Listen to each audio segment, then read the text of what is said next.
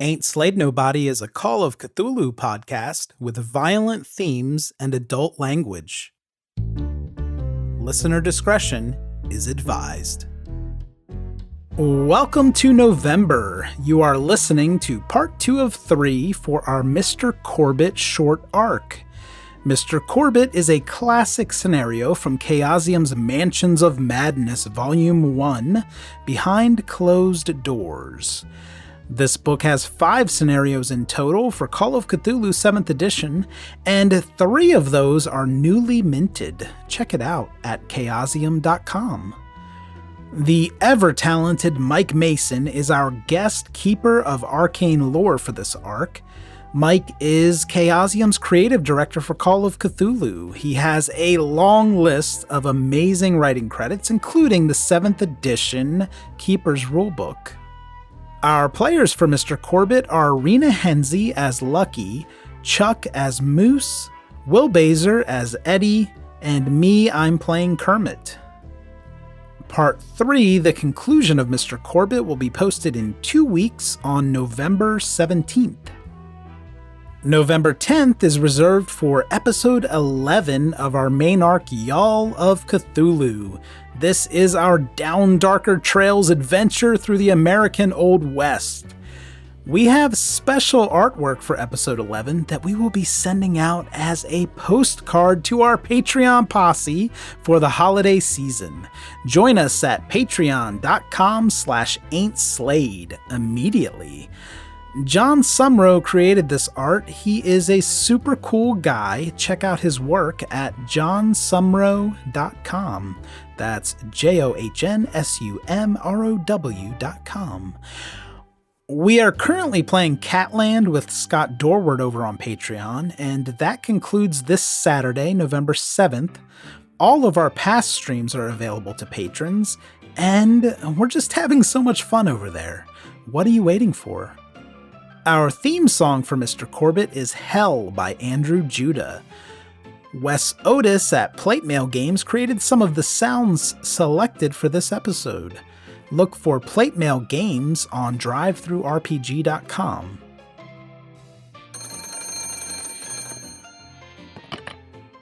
Hey Betty, remember the weirdo who called asking for the sanitarium but forgot to tell me which one he wanted?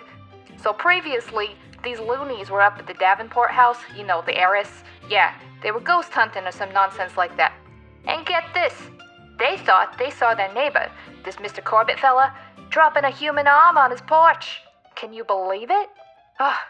So yeah, then this fancy vampire-sounding guy, Eddie, he goes to the library and learns some blue news about Mr. Corbitt's wife and kid dying and the nurse getting locked up for being nuts. This is where I come in, Betty, you'll love this. The guy calls Lucky Davenport to tell her everything, and then he calls the sanitarium. The money they must got up there for all these calls, it's crazy. So anyway, I heard these weirdos went snooping around Mr. Corbitt's house because they thought they saw some dame in the basement, and there was some kind of noise, a glass breaking and stuff, like someone was getting knocked around, or so they say. So these other two, Moose and Kermit, they go digging in the garden, and guess what they find? A finger! A human finger! I heard there was a rib cage and a person's face down there too. Can you imagine? So anyway, all of them but that Eddie guy who was stuck in Boston traffic, you know what that's like, are standing around staring at this face when... it's time for my shift again. I'll tell you the rest later. I am Cuppy Cup, the producer of our show, and Ain't Slayed Nobody proudly presents Mr. Corbitt with Mike Mason.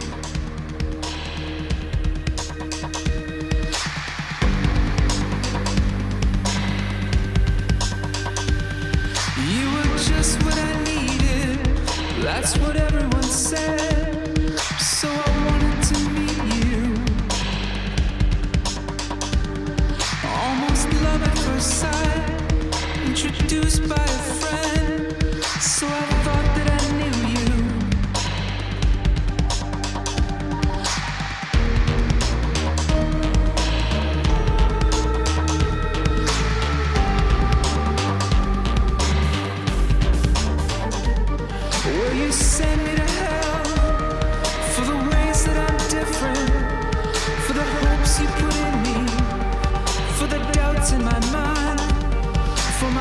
passage through time, for the place I was born in, for the home I was raised in, and the people who love me. Do you love me at all?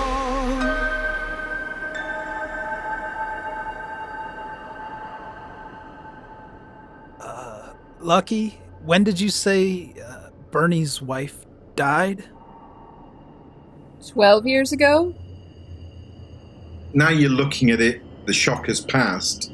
You can see that, it is decayed, but it isn't like a 12-year-old skull by any means. It's certainly much fresher, but it's clearly been in the ground for somewhere from a week to a month from your, vague medical knowledge that you would have. It's not long been in the ground. Some friendly worm pops through the mouth to wave hello. You would say it's a male teenager, you would guess. So not quite a child, not quite an adult. Or ain't slayed no adults. Now that Kermit's pretty sure that they're at a murderer's house, can he kind of back up just to keep lookout to make sure Corbitt's not driving up? Yeah, sure. You can sort of take a look round front from the side of the house. So while Kermit's going around to see if Corbitt's on his way home, Lucky's gonna look at Moose and say, Moose, darling, if you did see a woman in the house, I think she might be in danger, so what do you say we go see if we can lend the lady a hand? And maybe call the police? And Moose doesn't even say anything. He cocks his Winchester rifle and starts making his way to that basement door. As you kind of head past the vegetable patch, the corner of your eye remembers the greenhouse and that you'd left the door open. You look and you could swear that the plants are moving inside the greenhouse. Maybe it's a light dappling through the glass frames. If I rolled listen, would I hear, "Feed me, Seymour"? Your inner voice is saying, it's the dappling of the autumn light, isn't it? And the other voice in your head is going, no, those plants were moving. The Ents are on the march. Given his cousin, who is also his current employer, is urging him to go assist someone who may be in peril, that is going to override any curiosity of what might be going on in the greenhouse right now. Okay. So you go down the steps to the basement door. That is locked. What would you like to do? I would like to attempt to pick that lock. Okay, so you're going to use finesse and pick the lock? I've got a small amount of locksmith skill. Is that useful? Locksmith would be great. I pull a bobby pin out of my terrible haircut. Hey, I rolled an 18.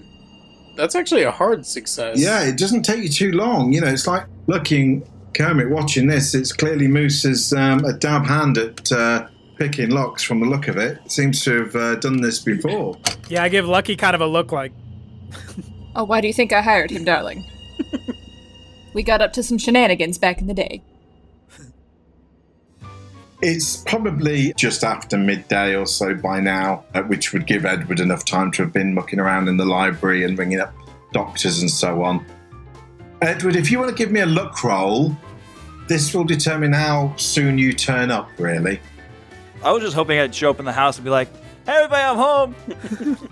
You'd be turning up in the house is in flames. That is a 91, so I ain't coming home anytime soon. Well, it could be bad luck to come home. You're honking the car horn because there's some sort of delay. You're convinced you've had to go completely the opposite way around Boston to get back to where you're supposed to be. You've all ground to this halt. It's not like there's millions of cars on the road in the 1920s, but... Classic I-93. It's a little bit annoying, but, hopefully soon you'll be there, I'm sure. You see, you are making progress. This is punishment for the game of telephone.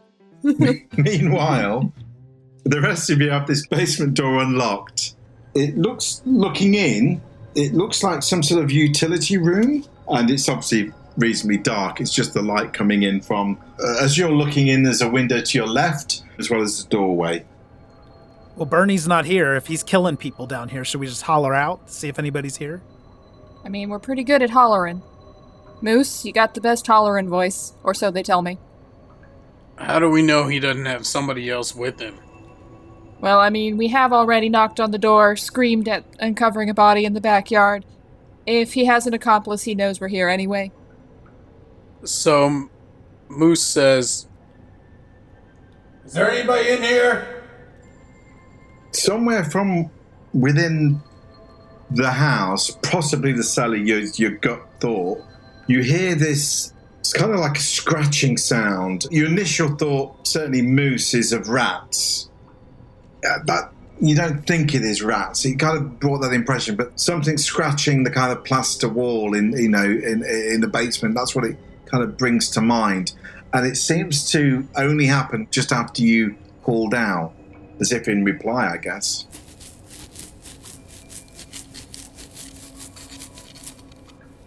okay, Moose is gonna put his rifle on his back and pull out his hatchet and walk in. Okay. I'm gonna pull out my garter knife. Kermit pulls out his little electromagnetic field detector that he built that he's pretty sure doesn't work at all. But it feels good in the hand. Yeah, it's got a good heft to it. It might just be amazing, you know? So there's that little hope in your head. This is the future. That's right. But who's to say? This is exciting. This is the most excited I've been probably since my divorce. Is it as exciting as my journey on I-93? The traffic's starting to flow, Edward. It's getting pretty good. You're making some progress now. It shouldn't be too long now before you're, on the main road back. If you're lucky, one or two of us might be alive when you get here. As long as that policeman ahead doesn't wave you over, you'll be fine. The voice is going, he's going to stop me. He's going to stop me for that tail light. I just know it. But fingers crossed, you're making progress. Okay, the scratching has stopped. For a second, as you kind of start to wander into the kind of utility type room, Lucky kind of hears, not glass shattering, but like somebody was sweeping glass on the floor, sweeping it up, it moving, that kind of graty sound, I guess. And your best kind of gut thought is that it seemed to be coming from further inside the basement.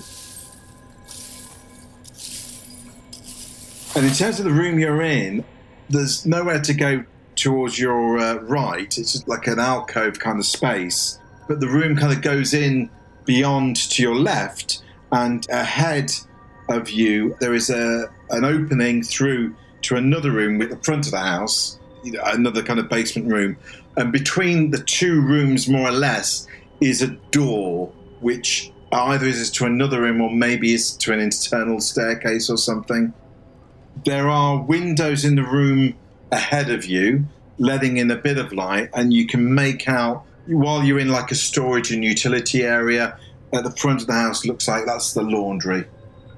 Kermit's walking as close to Moose as he possibly can. Okay, that sounds wonderful. Can I do a listen to see if any of those sounds I was hearing earlier are still going on, or if I can figure out what direction to go in? Yeah, give me a listen roll, please.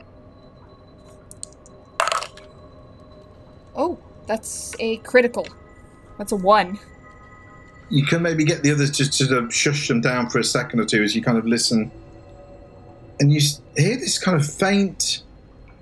It's a really unusual sound because you're not expecting to hear it. You're kind of expecting to hear glass or some sort of scratching or tapping kind of sounds.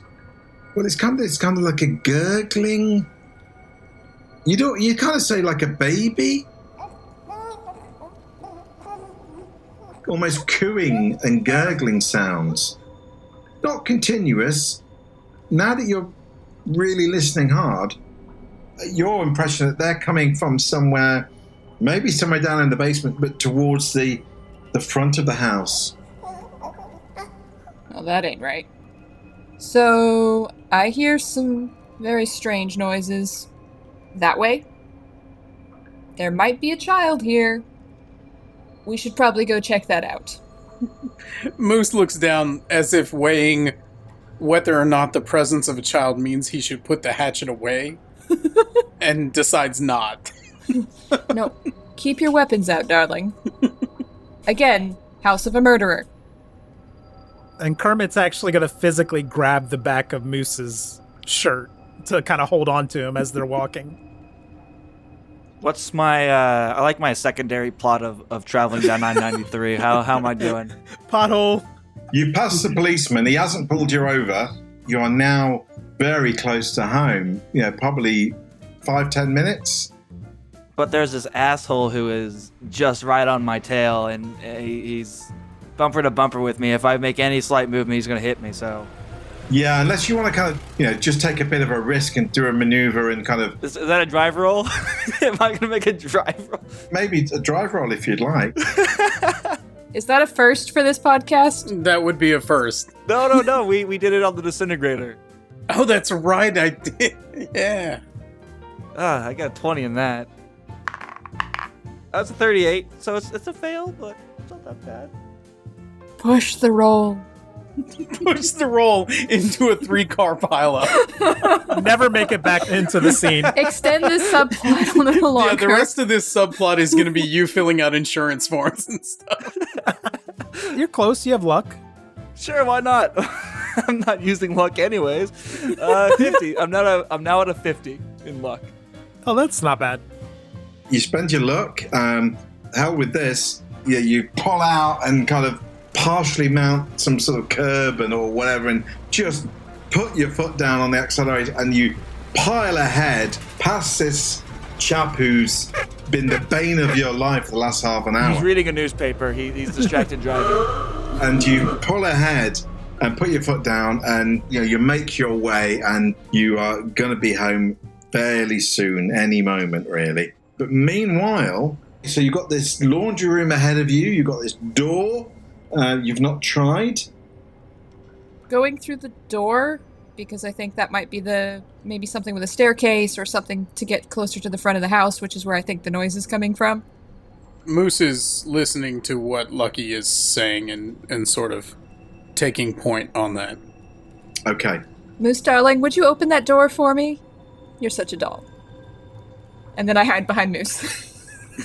And I will try the door. Okay, so the door isn't locked. It's a kind of internal door. You open the door, and basically you can see that directly opposite the door is another door, basement level. 90 degrees to the door you've opened is a staircase going up. So clearly this is an internal stairway, to the ground floor. I think we got to push on ahead to the door across from us. You do that, Moose. Moose rushes in. I've just got my little garter stiletto out. Okay, you try the door opposite the one you've opened, and this is locked. Okay, well, hey, it worked once before. You do have a hatchet. Yeah, well, hey, I like my hatchet. I don't want to mess up my hatchet. But I still got my bobby pin. Can I try and pick this lock? You certainly can. That did not go as well. That's a 77, which is a failure. Push the roll. This one you would guess is a newer lock. Not brand new, but it isn't the old lock that was on the back door. This has been definitely fitted probably in the last maybe 5 or 6 years or so. It's a better lock, I guess, and so it's just a little harder to open. You think maybe if you want to spend a bit longer, you could give it another go with a push roll if you like. How sturdy would you say this door itself looks? I think you would see this and think I could break through that. I think that's what I would like to attempt to do. Please fumble and break your foot.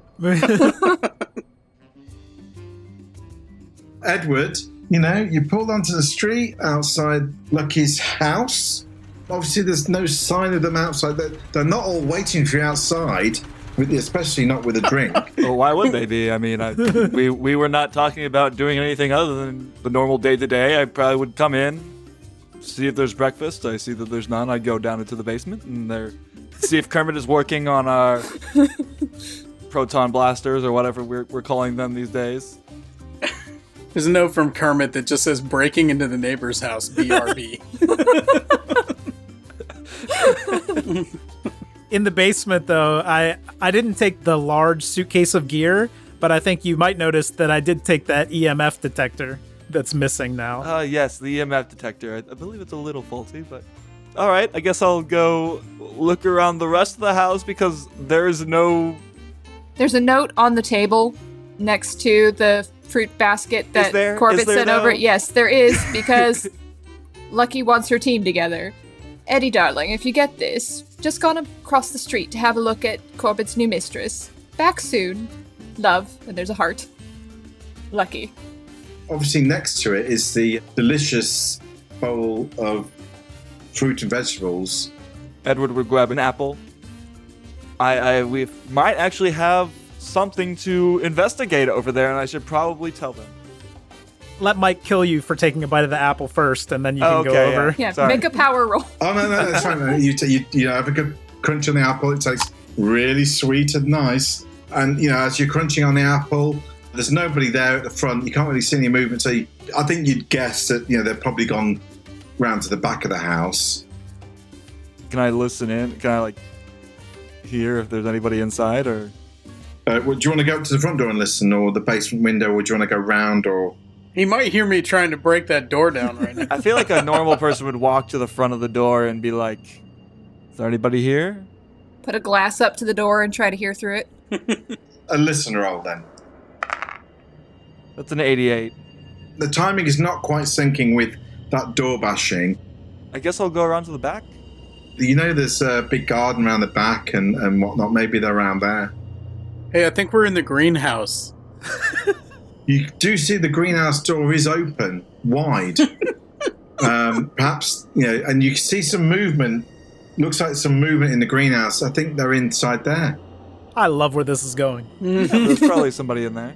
It would be fun if, with your late arrival, you're still the first one to die. That'd be great. Eddie dies and we never find out what happens to him. Yeah, we never even see him again. He becomes compost for the strange orchids in the greenhouse. Well, yes, no. Why wouldn't they be in the greenhouse, obviously? That's where the mistress would be anyway, so I'll go ahead. I mean, I see the movement in the greenhouse, don't I? Mistresses love greenhouses. At this point, can I just get Edward to make a con roll? Oh. I need it to be extreme. Oh. Fail. What's your constitution, Edward? Under a 12. I'm a 60. That's an 85. So, So do you want to spend luck on that? An 85? How many people's luck can he spend? You asshole. You can see plants in the greenhouse, people in the greenhouse inside there moving around, doing something. You can see that. Yeah, no, well then, if I see people in there, then I'll obviously go and see what's going on in there. As you walk inside the greenhouse, you see Lucky Moose and Kermit. Well, you think it's Mr. Corbitt in there with them. He seems to be saying something, but you can't quite understand what he's saying. And everyone else seems to be listening very intently and nodding their heads and smiling quite a lot. It's a little strange because as you go into the greenhouse, there's all these kind of colours shimmering around everyone. And you kind of put your hand out to touch one, and you realise your hand is kind of shimmering, twisting and glowing at the same time. It's amazing, actually. And you see that your companions and Mr. Corbitt seem to have gone off somewhere because they're not there anymore. And your fingers are kind of twisting together into this. It's like a flower. Your hand is becoming a flower. It's amazing. This is just awesome. It's like, wow, I need to show that I've got a flower as a hand, and look at my other hand. It's another flower. Wow. Lucky wants some of what he's having. Yeah, Cup, I think you need to name this episode Fear and Loathing in Maniac Mansion. It's great because all the flowers must be your friends, because you must be kind of part flower and plant yourself, because you can see this kind of big orchid nearby. It's kind of coming towards you. It's your friend. He wants to be with you. It's amazing. But could you roll me a D10 and tell me what you get? Death. That would be 6. Oh, that's the worst one. They were all good except for 6. This orchid seems to be, there's almost like insects are all flying around you, but you realise it's not insects, it's the flower's pollen. The pollen is alive, and you can see it all glowing and glittering around you as you kind of breathe it in. And as you breathe it in, it gets even more intense. Wow. You're not even in the greenhouse anymore. You're on this kind of another planet. The sky is kind of like purpley green colour, and there's like 6 moons in the sky, and there's these massive kind of like tall, weird kind of structures that kind of twisting out of the ground, and it's amazing. It's a bit amazing, but it's also a bit scary.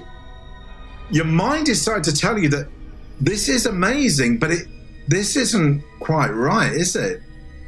I shouldn't be here. It was all cool when it was all plants and lights and things, but this is kind of scary. I feel like I'm being watched. Those big tower things, they look like they're moving. Are they towers? No, they're not towers. They're living things that want to eat me. And you suddenly start to scream. And can I have a sanity roll, please? No, make it stop. Make it stop. 93. Ooh. I love this for you. Could you make an intelligence roll, please? That's a 61, so I succeed on that. Oh no. No. You lose 8 points of sanity as your mind reels from this. Is it an hallucination? Is it real? Is your mind being transported to somewhere beyond the earth? Possibly. You cover your eyes over, but you can still see visions and stuff, and you're screaming and screaming. Oh no. Oh. It's almost like somebody's pouring this kind of wisdom into your head that you shouldn't know. It's like you know what those things are. You know that they're star-spawn. They come from the planet Zoth. They came to the Earth before humanity existed, and they're still here sleeping. And suddenly you know this kind of weird stuff that you shouldn't know. And you find that you have gained, if you roll a D8... 6. You gain 6 points of Cthulhu mythos, and you have a bout of madness, which sees you kind of ripping orchids out. You start destroying the greenhouse, basically, as you realise that the flowers are affecting you or something, and you have 5 minutes of ripping them all to shreds before kind of like you fall into normality. Meanwhile, though... Back on the ranch. This reboot of The Constant Gardener is really messed up. Yeah, so I want to kind of square up to put my right shoulder into that door. Give me a strength roll, please. That's a 54, which is a success. You force the lock enough that it kind of, the woodwork rather than the lock breaks. You don't tear the door off the hinges, but you break the wood around the lock area and it opens inwards. At that point, can I get all 3 of you in the basement to make a listen roll? And while we do that, can I flip the power switch on my EMF device? Yeah. I fail. 77. I got a 23, which is a hard success. Well, la-di-da. 98, big fail for me. Ooh. Was that a fumble? My listen's 40. You're okay. Moose, you hear some sort of glass breaking and someone screaming. There's something hauntingly familiar about... You could swear that it was Edward screaming. Oh my god! He's screaming about the monsters from Zoth coming and how the plants are trying to eat our brains. Something like that seems to be wafting in from the garden. Huh. And Moose says, Kermit, I think I hear Edward outside. I think you ought to go check in on him. I don't hear anything. I think you're just hallucinating, darling. Lucky, what do you want me to do? I think we should keep going, personally. I don't know why Eddie would be out in the back screaming. Zoth! Zoth! We're 100% hanging Will's character out to dry. Just like we said we would at the beginning. I don't know why he would be out there screaming about whatever you say he's screaming about, Moose. Like, you're stressed. We have a lot going on. There's a murderer around the house. They're in the flowers. We're all under a lot of stress. So we can go check and see if there's a screaming Eddie in the back later. For now, we need to go see if there's anyone in the house and get them out before, the murderer comes back. And Moose just kind of shrugs and goes, and keeps moving forward into the room of the door that he just bashed open. Sounds reasonable. Okay, so you head into the room you've just opened. Very quickly, as an aside, Edward, you've destroyed the greenhouse. And you're back on I-93. You basically kind of destroyed the greenhouse. There's smashed glass. There's ripped out plants and roots. You're covered in kind of like bits of plants and bits of petals and pollen and dirt. Are my hands still flowers? Your hands are normal now because you seem to be kind of like aware of yourself, and you realize you've destroyed this greenhouse, but you kind of, whilst you can't quite remember why you've destroyed the greenhouse, you just know that it feels the right thing to have done. So Edward takes a few deep breaths and is like, all right, well, I guess that's that. Job well done. You're kind of staring at the rear of the house, and it's that point you just sort of make out the basement door at the rear of the house, and you can see it's kind of like lying open. Open doors, yes. No, I mean, after that experience, probably a very good idea to go snooping through open doors. After my compatriots, yes. No, that's the first thing I would think to do. So, you maybe just take a couple of minutes for yourself just to catch your breath before you head in. But, yeah. So just as you're doing that, everyone else... As I leave, I kick one orchid. Okay, so you enter this new room, and this is slightly different. There's a smell immediately apparent. There's kind of... You kind of describe it as a chemical smell. And the reason for that, it becomes very obvious as you walk in. There are shelves filled with various kind of vials and jars and canisters, many of them marked up with, various chemical names. Formaldehyde is written on some, and others have got acids and different acids, and they seem to be in jars and beakers. As you can see, there's mortars and pestles. There's a large kind of table. There's various sort of dried plants kind of litter the table. On one side of the room, there's another kind of desk, and next to it is a cleaner table. I guess you say one is like a gardening table with some bits of plants on and bits of dirt and whatnot. And then on the other side of the room is another table that's like been scrupulously clean. You can smell the disinfectant on it. Disconcertingly, next to the clean table is this kind of desk and shelf area that you could only describe as got surgical instruments on it. There's scalpels and rib spreaders and clamps and other kind of fearsome-looking things you'd find in an operating room or something. Kermit, darling, do you think maybe we have our own Dr. Frankenstein going on here? Yeah, this Corbitt's obviously killing people. But you know what that means. Where there's a Frankenstein, there's a Frankenstein's monster. And Kermit does not share Lucky's enthusiasm. And Moose looks interested for the first time.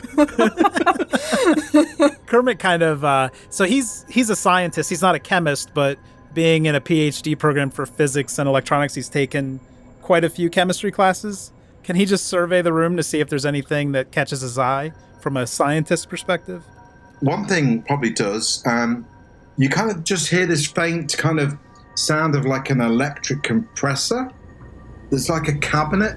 It seems to be giving off a faint kind of draft of cold air. Some sort of like, refrigeration cabinet or something.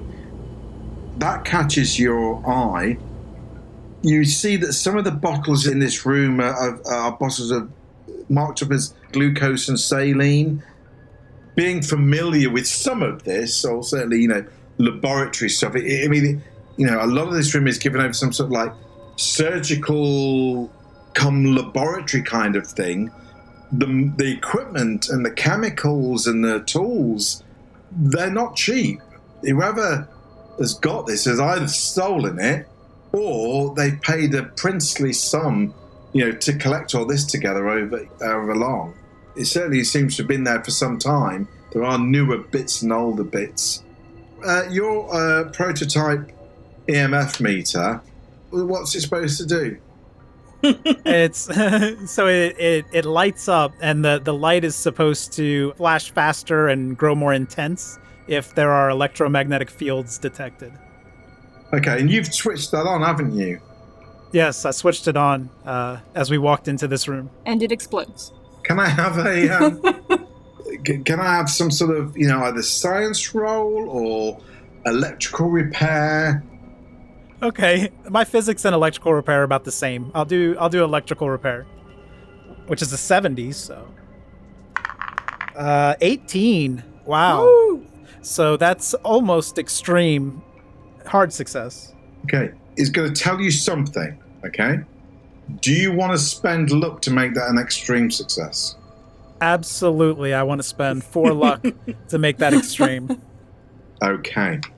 So I think at this point, Edward, finally, to the rest of you with this kind of slightly weird look in his eye, he's probably not aware of it, but there's kind of a bit of a facial tic going on.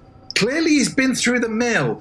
He seems to be covered in plant matter and earth, bits of shards of small bits of broken glass, on his shoulders and maybe a bit in his hair.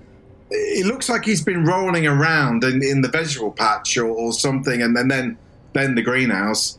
Something's gone wrong somewhere is your very strong impression as he kind of comes wandering down, sighing heavily, breathing heavily, and possibly, Edward, what's the first thing you say as you see your companions? What do you say? Do I remember? So you said I don't really remember seeing Zoth and... Well, you do. Yeah, I'm just saying that your mind is kind of telling you that you're not sure whether it was an hallucination or whether it was real, but you're kind of feeling it was real. But clearly it's not, because you're not, you're in Boston. You're here now. How could you have just been transported to somewhere off the planet? I think I'm here. You think you're here. So that's kind of what I mean, is there's a rationality creeping in, but part of your brain says, no, I think I went there, or at least my brain did. You guys, I believe that there's probably a little bit more going on here than we have ever dealt with before. This feels like things I have read about. This is the first time I felt this close to the afterlife since I saw my mother get taken. This is the first time. There is something actually going on here. I don't quite know what is all of this stuff. There's something going on here. Lucky taps Moose. Moose, darling, you were right. There was an Eddie. Oh, Eddie, darling. Did you find the body? Lucky. A body. So what were you screaming about No, then? I saw much more than a body. I saw... Yes, a corpse, we know. And Kermit just he turns around with whatever that device is doing so that Eddie can see it. Yeah, literally, the way this all times together, you've turned the device on, it was doing nothing. Eddie comes down, starts talking, who knows what he's talking about. His eyes twitching. You turn around, because you just notice the lights start glowing. And as you turn around, whatever full is on it,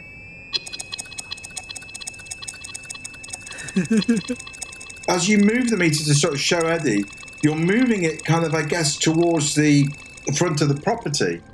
So whatever is picking up is that way, kind of thing. Right. Eddie, are you seeing this? Kermit's what? That works? It works? Well, hell, This was all theoretical. It better work. I'm paying you enough for it to work. Eddie, have you been doing drugs because your accent is drifting? His pupils are like massive. Absolutely massive. What was my accent again? I completely forgot it. Dracula, but a little less Slavic. If Dracula was fading away into non-existence. It's canon on this show that the more insane you go, the more you lose your accent. Oh, yes, okay, yes. Dracula, yes. There it is. That was it. There we go. All right, yes. There I am. Yes. It works. It works. It's actually work. It was all theoretical. It couldn't have. Have that conversation later, dear. Kermit, what does it say? It's never done this before. It's saying the front of the house. It's there's some kind of strange energy field coming from the front of the house. This I wasn't sure that it worked, but now I'm sure. It's telling us something. All right, well, then we go to the front of the house, and you can have your little technical talkies later. But we need to follow this. There might be a Frankenstein's monster. There might be a ghost. Who knows? Kermit, should we go back and get the proton blasters? Eddie, chop, come on. Is the front of the house the direction that we've been heading?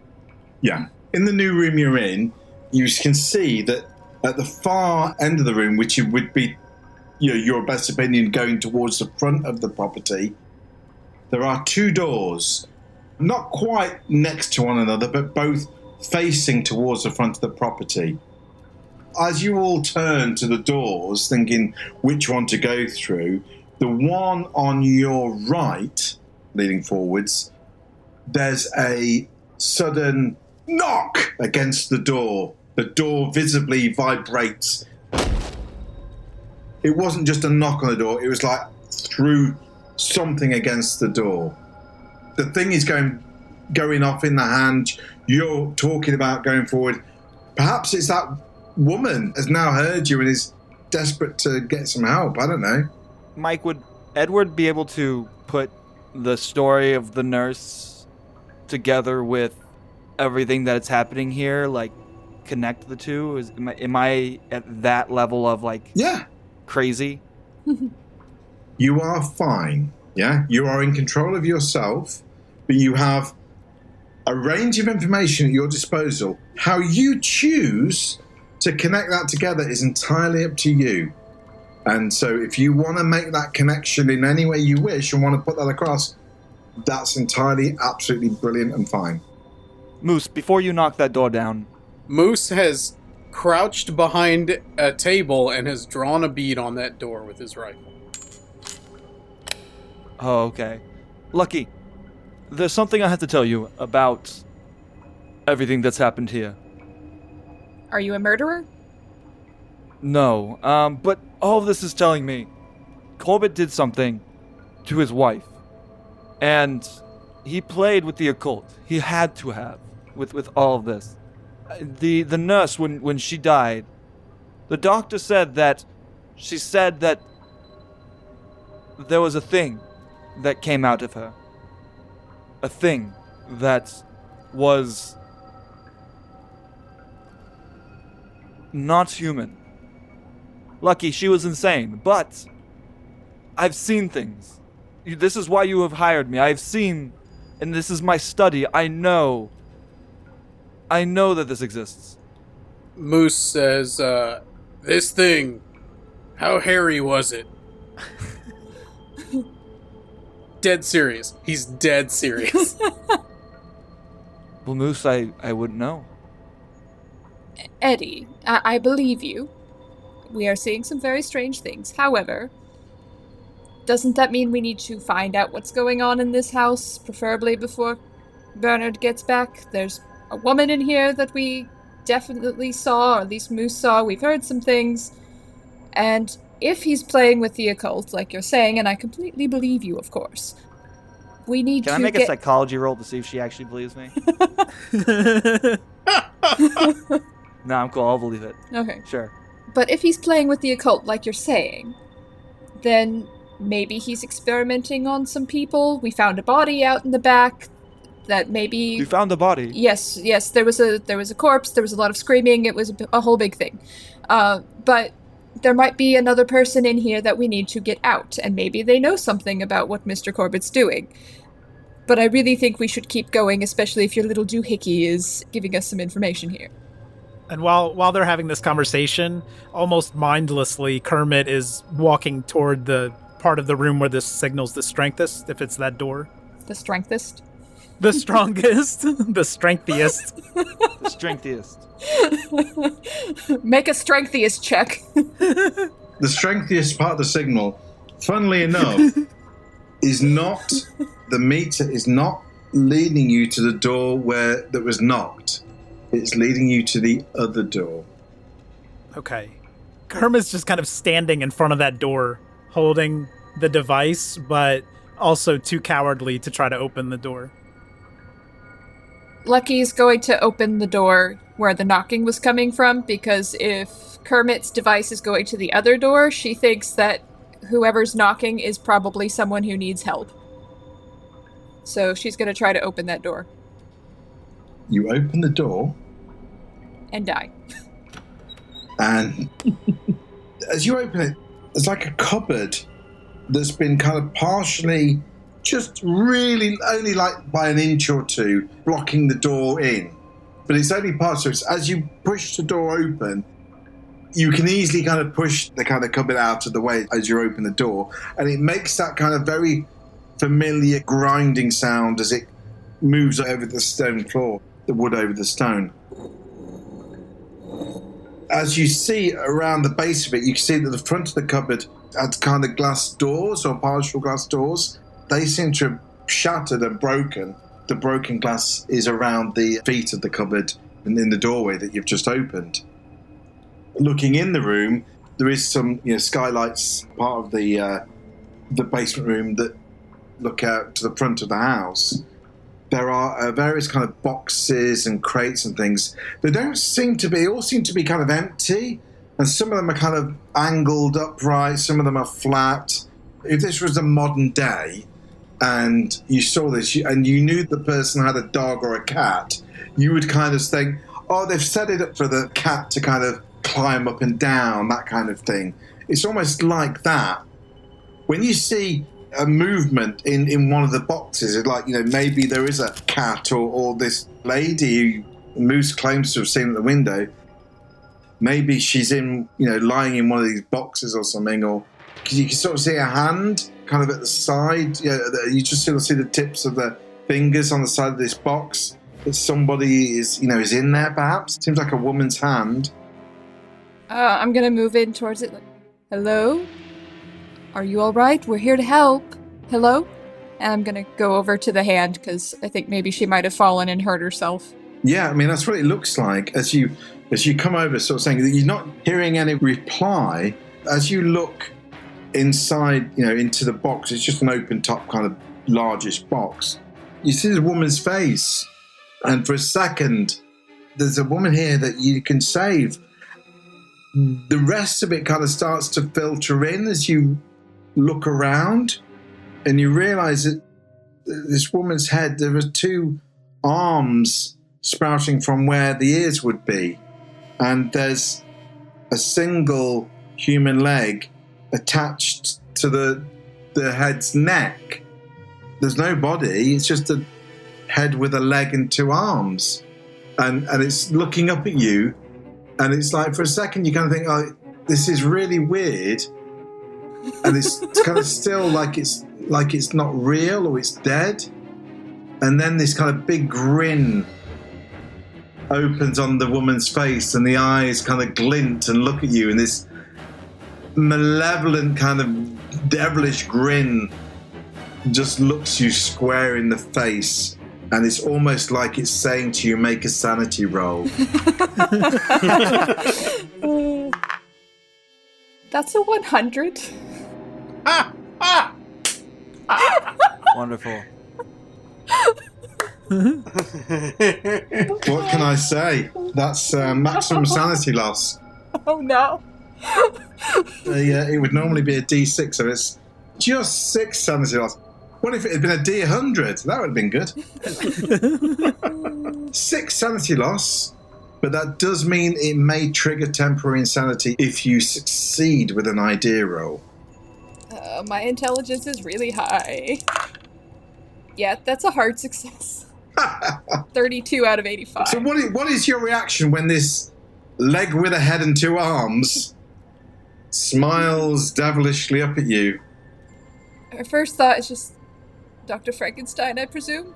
And then she just sort of freezes for a moment and then drops her stiletto that she's been carrying and she just backs up, breathing heavily.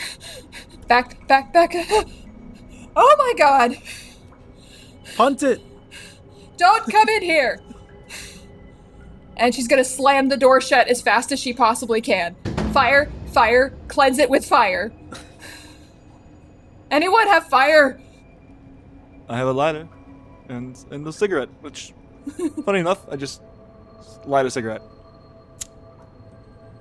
Basically, it's kind of fear and flee reaction, essentially, where you gonna back off very quickly, slam the door back shut, and you're shouting, fire, we need fire. Lucky, what did you see? Your actual bout of madness, just technically, so you're aware, is only a couple of rounds. So literally, by the time you shut the door and you shout fire and we need fire to cleanse it, after, count 5 seconds, that kind of manic, get away, we need to kill it or whatever, starts to begin to fade, and you feel more in control, so you can do as you wish, but obviously, there you go. There's a thing in there. Eddie. Yes? Don't know what you saw, but there's a head with 2 arms growing out of its ears and a leg out of its neck. It shouldn't be alive. We need to kill it, whatever this thing is. As Lucky says that last part, obviously everyone else has not really heard anything happening other than what Lucky's done. There is suddenly a massive, Lucky knows what's happened. The head thing has just thrown itself at the door that you're standing behind holding, and the door wobbles like this as it throws itself at the door that you're holding shut. Can we grab the tables and shove the tables that were in the lab up against the door to try to keep it shut? You certainly can. I mean, obviously, if you move away from the door... Moose! Darling, grab some tables, please. Please? Moose has no intention of taking his eye off of that door with that rifle. Moose! Someone! Block the door! Eddie! God damn it! Move a table for her. Eddie kind of wants to study the thing. But I'll move a desk. I'll help you. So it's not that particularly heavy. It's sturdy, but I mean, you one of you can drag it over, but certainly 2 of you can carry it over very quickly if you want. Yeah, I think when Kermit sees Eddie moving a table, just since he's kind of his student now anyway, he instinctively goes over to help him do that. Mm-hmm. There's a moment where basically Lucky is holding the door shut, and there's a moment where she's got to step away and you've got to ram the table in, yeah? It's just a momentary second, but things can happen in that momentary second, So who's got the lowest look out of Lucky, Edward, and Kermit? I got 50. I've got 50. I have 42. So that'll be Kermit then. So Kermit, can you make a group look roll? If you're successful, the maneuver happens fine. If you fail this roll, then maybe things aren't so fine. We all die. All right.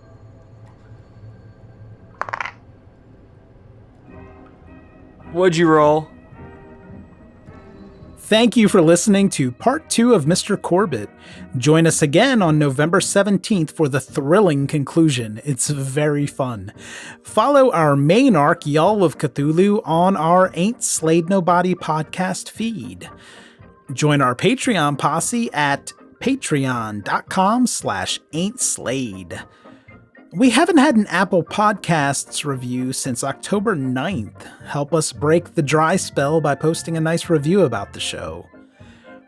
Buy t-shirts at slade.me/merch. That's slade.me/merch. Chat with us on Discord at slade.me/discord. We have a growing community over there. And talk to us on Twitter at slade.me/Twitter. Thank you, as always, to our top contributing patrons, our marshals and bounty hunters.